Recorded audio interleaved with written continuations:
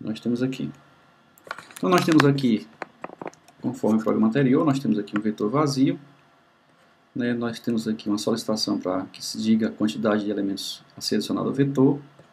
Nós temos aqui a variável i de controle do laço, e nós temos aqui, enquanto i for menor do que n, nós vamos acrescentar valores ao vetor. Isso aqui é apenas o começo do programa. Então até aqui nós temos apenas a repetição do programa anterior.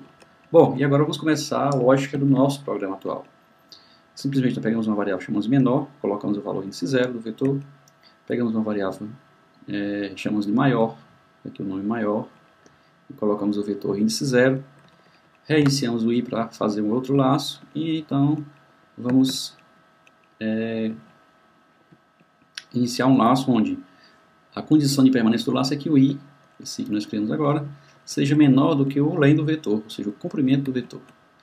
Então, enquanto o i for menor do que o comprimento do vetor, faz o quê? Ele compara o vetor índice i com o menor. Se o vetor índice i for menor do que o menor, é porque o menor que eu escolhi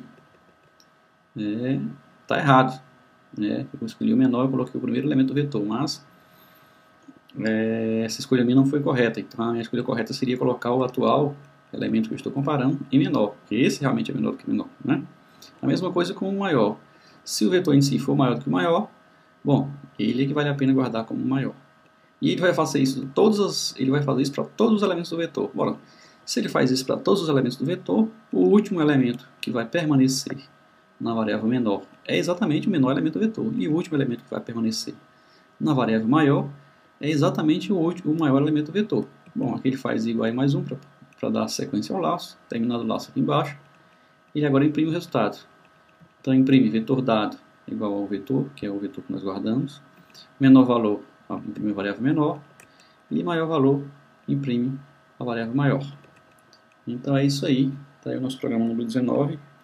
E vamos ver se funciona. Ctrl X. Vamos executar o nosso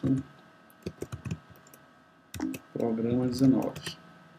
Ele pergunta a quantidade de elementos do vetor. Vamos colocar 5. Vamos digitar aqui o primeiro elemento a ser adicionado. 1. Vamos colocar aqui 23. Valores aleatórios menos 45. 34. 21. Tá aí. Então o vetor que nós temos foi isso aqui, 1, 2, menos 1, 23, menos 45, 34 e 21. Ele está aqui, foi impresso. O menor valor foi menos 45, terceiro elemento. E o maior valor foi 34, quarto elemento.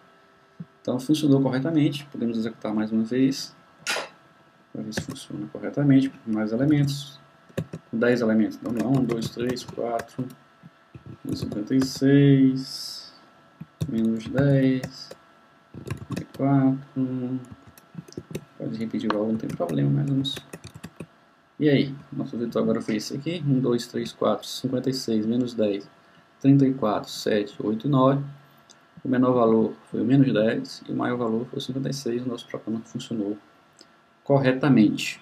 O nosso próximo programa aqui, né, vai ser calcular a média aritmética dos elementos de um vetor. Então, a dica é muito simples, você soma todos os elementos do vetor através de uma variável que nós chamamos de acumulador. Nós já mostramos como usar uma variável que fica acumulando somas, acumulando valores. E depois que essa soma for feita, essa variável vai acumular a soma de todos os elementos do vetor. A seguir, basta dividir pelo número de elementos do vetor. Então, se o vetor tem 10 elementos, basta que eu some os 10 elementos e divida pelo valor 10. Então, é isso aí. Vamos lá ver se o nosso programa funciona. Nosso programa agora é de número...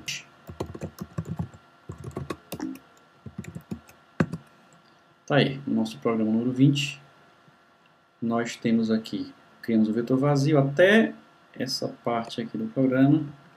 Até esse trecho aqui é idêntico ao anterior, né, somente para receber o vetor. E em seguida começa o nosso programa propriamente dito, essa parte aqui do programa.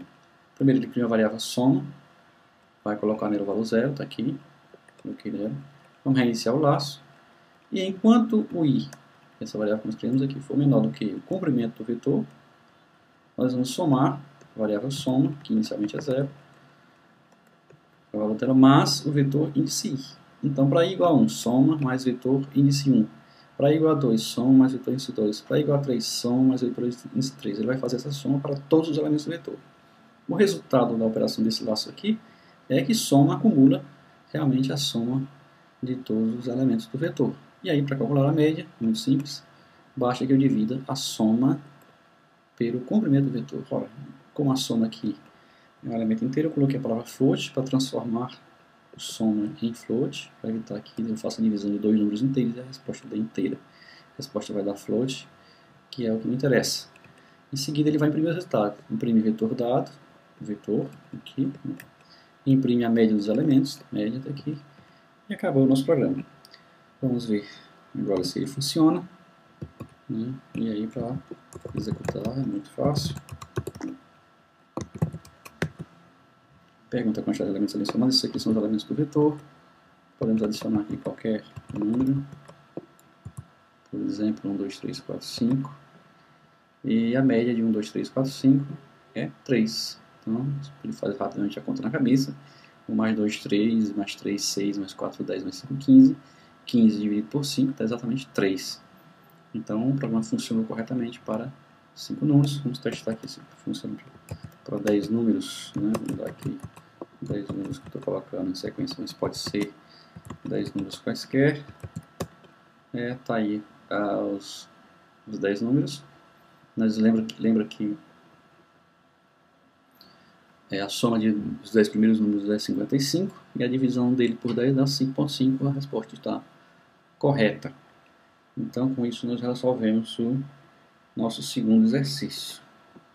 Vamos ver aqui o próximo exercício, né? O próximo exercício é exatamente inverter a ordem dos elementos sem usar a função reversa. Existe uma função no Python chamada reversa, ela reverte os elementos de um vetor, mas nós não queremos usar a função reverte, nós queremos aprender a inverter nós mesmos os elementos de um vetor. Isso é fácil, né? Aqui nós podemos fazer de duas formas, ou nós podemos inverter os elementos do vetor no próprio vetor, modificando o vetor, isso é uma forma de fazer, ou simplesmente imprimir esse vetor na ordem inversa. Para isso a gente pode usar uma variável contadora ou decrescente. Então você pode pegar uma variável, ao invés de contar a variável i, por exemplo, que conta de 0 até n, ao invés de contar de 0 até n, você vai contar de n a 0. Então é exatamente o que ilustra, né, o objetivo desse exercício, é exatamente você não ficar fixado na ideia de que o i sempre cresce de forma crescente. Né? Sempre cresce, desculpe. O i sempre cresce, ele pode decrescer também. Então vamos ver como é que isso funciona. Só lembrando que nosso programa é o programa 21.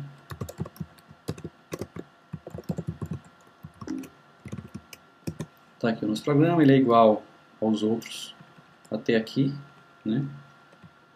Então a partir daqui é que ele vai mudar, vai ter suas particularidades. A primeira coisa é inicializar o laço, ele vai receber um valor qualquer, tudo bem, aqui é igual, desculpe, esse trecho aqui ainda é igual ao anterior, ele está recebendo os valores, colocando em tempo e adicionando o vetor. Ótimo.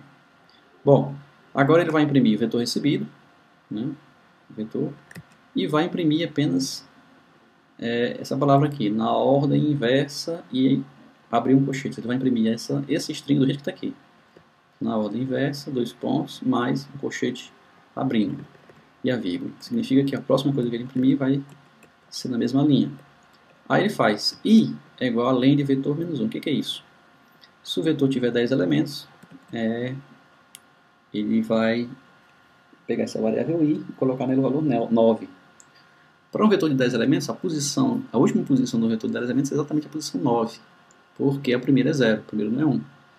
Então nós temos que criar um valor i, atribuir a ele o comprimento do vetor menos 1, que é exatamente a posição do último elemento. E aqui o nosso while mudou em relação ao anterior, ao invés de ser i menor do que n, por exemplo, do que n do vetor, é i maior ou igual a 0. Enquanto o i for maior ou igual a 0, ele imprime o vetor índice i. E o i, ao invés de crescer, aqui embaixo, ele decresce. I vai ser igual a i menos 1. Em seguida, depois que ele imprimir esse valor aqui n vezes, que é exatamente o tamanho do vetor, ele vai imprimir um colchete fechando. Isso tudo na mesma linha, porque tem uma vírgula aqui. Isso vai dar a ilusão para a gente que ele está imprimindo de uma vez só o vetor. Ok, terminamos esse nosso programa 21.